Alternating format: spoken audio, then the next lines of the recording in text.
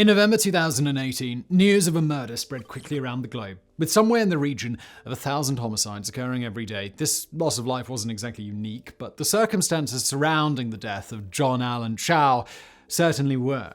It wasn't so much how Chow died, but rather where and at the hands of whom that sparked the feverish media interest. The murder of the US missionary on the tiny North Sentinel Islands located in the Bay of Bengal, roughly 36 kilometers west of South Andaman Islands, by a group of native people who have remained almost entirely isolated from the modern world, triggered not only an intense renewed fascination regarding the North Sentinelese, but rekindled the fierce debate surrounding missionary practices. Shortly after Chow's murder, video footage shot from a helicopter years before showing members of the tribe hurling spears and firing arrows towards what they no doubt believed to be a strange mechanical beast began swirling around the world. For many, it seemed astonishing that in the second decade of the 21st century, there were still people on the planet who live completely isolated from the modern world and whose way of life had not been changed for hundreds and probably even thousands of years. Our knowledge about the North Sentinelese is almost non-existent, and I'm not exaggerating when I say that we probably know more about the surface of the moon than we do about this tribe. But what we're pretty certain about through the deaths of Chow in 2018 and two fishermen who strayed too close in 2006 is the North Sentinelese are not exactly very welcoming to outsiders. As I said, North Sentinel Island lies in the Bay of Bengal, around 130 kilometers southwest of Myanmar, but it is a part of India. It's not as isolated as you'd think, with the Andaman Islands, with a population around 43,000, just 36 kilometers to the west. This creates the quite intriguing situation of having a group of people who are, for all intents and purposes, still pretty much in the Stone Age, only around 50 kilometers from the relatively modern city of Port Blair, with its roads, cars, electricity, internet, and running water. The island itself has a landmass of around 59.67 square kilometers and is squarish in shape, with a white sandy beach wrapping around most of the island and thick vegetation inland. But quite remarkably, the Sentinelese are not the only tribe in the region who live in either complete or near isolation. The Jarawas is a tribe that lives in part of the South Andaman and Middle Andaman Islands, and only began to come into regular contact with the outside world in the late 1990s. Contact has been sporadic and certainly not always healthy or pleasant, though. Measles outbreaks have ravaged the Jarawas on several occasions, while the construction of a small resort, unabashedly named Barefoot, has created creepy instances where members of the tribe have been thrown food from moving vehicles or encouraged to dance for tourists. But are the North Sentinelese quite as unique as you might think? Well, yes and no. It's difficult to sometimes differentiate between undiscovered tribes who have had next to no contact with the modern world and those who have come into contact with contemporary life and for whatever reason have chosen to shun our modern convenience for their more traditional way of life. The non-profit group Survival International estimates anywhere between 100 and 200 tribes around the world live in voluntary isolation, numbering perhaps 10,000 individuals. Now, of course, that's a rough guess, and it's near impossible to get clear figures, but whatever the true figure is, it's most likely falling. The vast majority of these tribes currently live in South America, with between 77 and 84 thought to be living in Brazil alone. Outside of South America, Papua New Guinea is home to roughly 40 tribes who live in some degree of isolation, though information here is sketchy to say the least.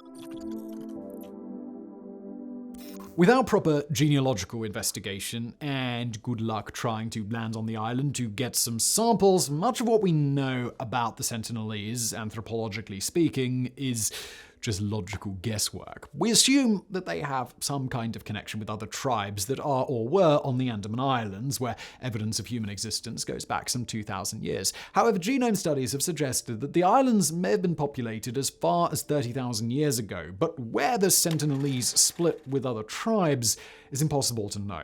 To give you a rough idea at least, in the 19th century, when the British visited North Sentinel Island, they took with them members of the Onga tribe, who live on the Andaman Islands, in the hope that the two groups would be able to communicate. But alas, the Onga couldn't understand anything of the Sentinelese language, and presumably vice versa, which might suggest that the split occurred far back in history.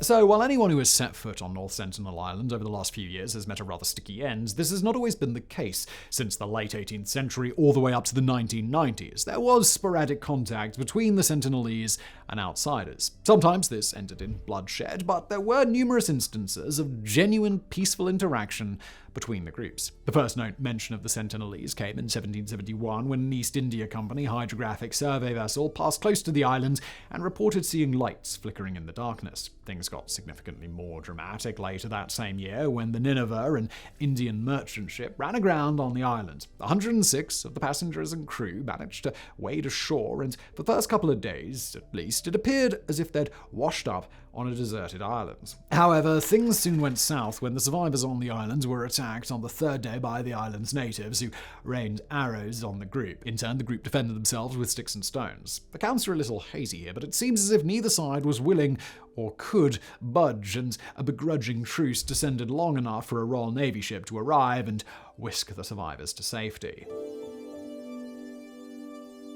While it would be reasonable to suggest that the first interaction didn't go well because of surprise and perhaps even misunderstanding, the next time a group landed on North Sentinel, it no doubt left a lasting impression. When Maurice Vidal Portman and his team landed on North Sentinel in January 1880, they did so intending to study the Sentinelese. For 6 days, the group explored the island, but found only pathways and what looked like hastily assembled huts. Assuming that those living on the island had fled deep into the interior, they pressed on and eventually found 6 Sentinelese, 2 elderly and 4 children, who probably hadn't managed to keep up. What came next can only really be described as darkly colonial in all its stupidity and savagery. The British dragged the 6 Sentinelese back to their boats and set sail for Port Blair. The kidnappees almost immediately fell ill, and the 2 elderly members soon died.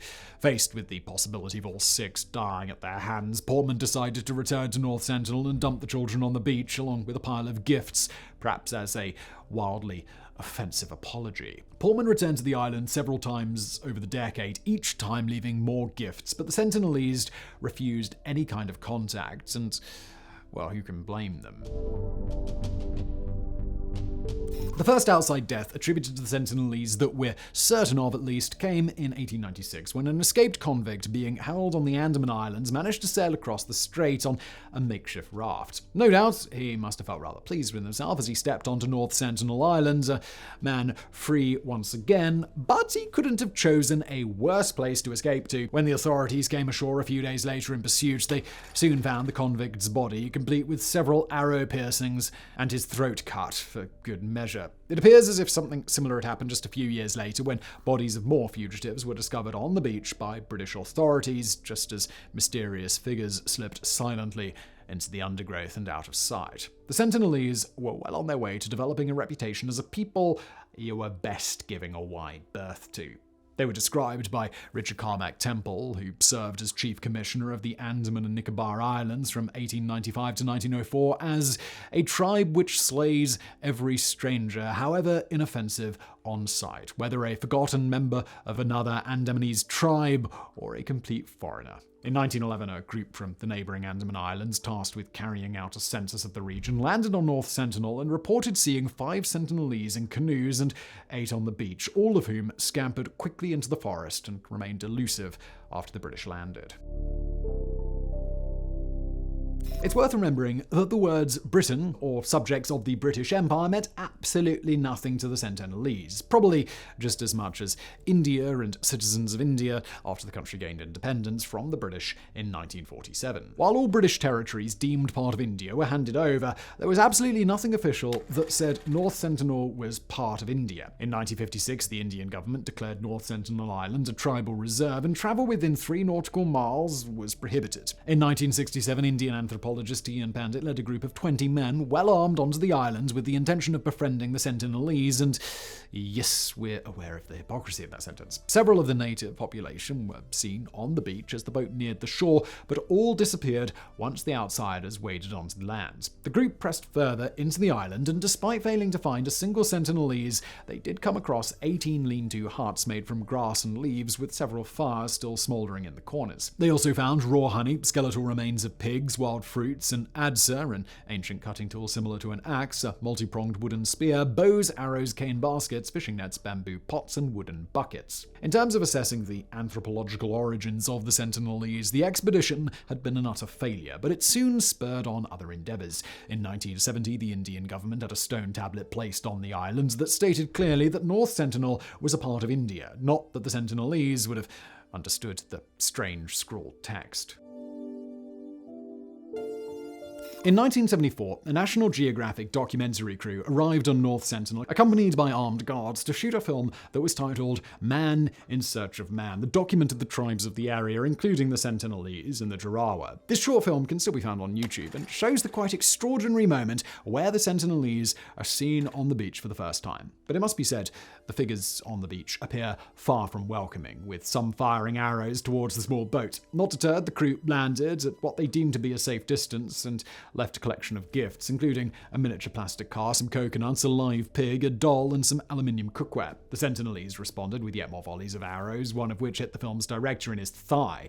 As the crew beat a hasty retreat, the Sentinelese rushed towards the gift, immediately killing the pig and quickly burying it along with the doll. Things did, however, improve over the next 2 decades, with Pandit returning numerous times, often with other anthropologists or visiting dignitaries. Encounters could range from the broadly friendly, where the Sentinelese even left gifts for the visitors, to the violence which sometimes ended in death. To give you a good idea of how mixed receptions could be, boats approaching the islands might be either greeted by friendly waves or what Pandit rather eloquently described as a defecating posture, which he assumed to be unwelcoming. Things reached their peak in the early 1990s when 2 expeditions came face to face with Sentinelese, close enough to hand over bags of coconuts. These moments, in which direct physical contact actually occurred, would prove to be the dizzying peak. For whatever reason, later expeditions were again greeted with extreme hostility, and eventually the Indian government stopped trying.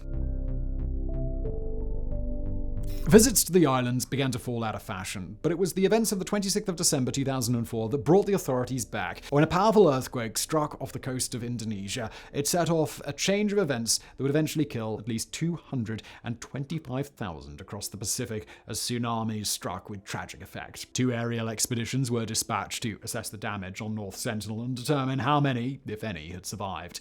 The effects to the islands had been dramatic, with the seawater around it rising by an estimated 1.5 meters, exposing the nearby reefs and enlarging the islands by linking it with a much smaller island next to it. While it was impossible to assess the death toll on the island, a total of 32 Sentinelese were counted across 3 separate locations, leading many to assume that the island had escaped the worst of the tragedy. But the Sentinelese were catapulted into Indian news in 2006 when 2 illegal fishermen drifted onto the beach after their motor had failed.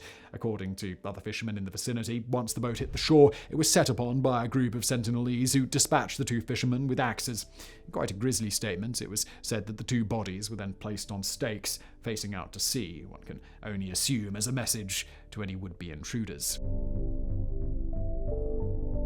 Born in Alabama in 1991, John Chow had 2 major interests throughout his life: adventure and his Christian faith. After graduating from Oral Roberts and Evangelical University in Oklahoma, he became part of the Kansas City-based evangelical organization All Nations, and eventually attended a missionary boot camp that involved mock villages and intense training in how to both approach and convert tribes similar to the Sentinelese. He visited North Andaman in 2016 and 2017, but didn't attempt to visit North Sentinel. In October 2018, he returned once again, seemingly intent on making contact with the Sentinelese. In his diary, which was recovered after his death, he wrote, "Lord, is this island Satan's last stronghold, where none have heard or even had the chance to hear your name? The eternal lives of this tribe is at hand, and I think it's worthwhile to declare Jesus to these people. Please do not be angry at them or at God if I get killed. Don't retrieve my body."